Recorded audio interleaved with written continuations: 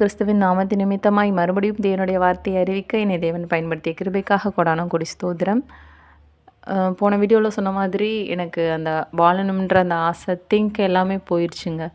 அப்போ நான் என்ன செய்ய ஆரம்பிச்சிட்டேன் அப்படின்னா, எங்கள் வீட்டில் இருந்தால் எனக்கு என்னால் சாக முடியாது. ஏன்னா எங்கள் அம்மா அப்பா வந்துட்டு என்னைய 24 ஹவர்ஸு கண்காணிச்சிட்டே இருக்காங்க. லைட்டாக படுத்துட்டு எந்திரிச்சாலும் கூட உனக்கு என்ன செய்யுதுமா அப்படின்னு சொல்கிற மாதிரி.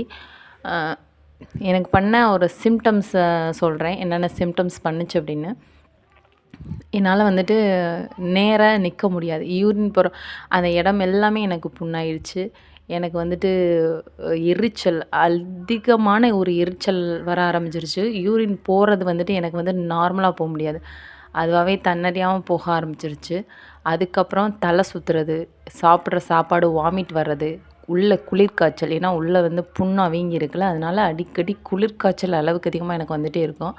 அதுக்கப்புறம் வந்துட்டு நம்மளோட மூச்சை வந்துட்டு இழுத்து நம்ம விட்டேன் அப்படின்னா எனக்கு யூரின் ஸ்மெல் அடிக்கும் என்னோடய மூக்கில்.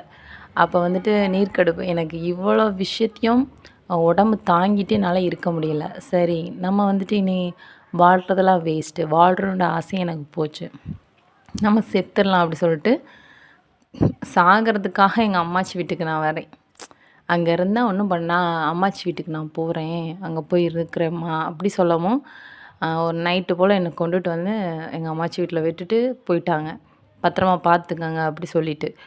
அப்போ நான் என்ன செய்கிறேன், இவங்கெல்லாம் தூங்க ஆரம்பித்ததுக்கப்புறம் நம்ம செத்துருவோன்னு சொல்லிட்டு என்னோடய சேலையெல்லாம் எடுத்துகிட்டு நான் வந்துட்டு தூக்கு போடுறதுக்காக நான் வந்துட்டு போயிட்டேன்.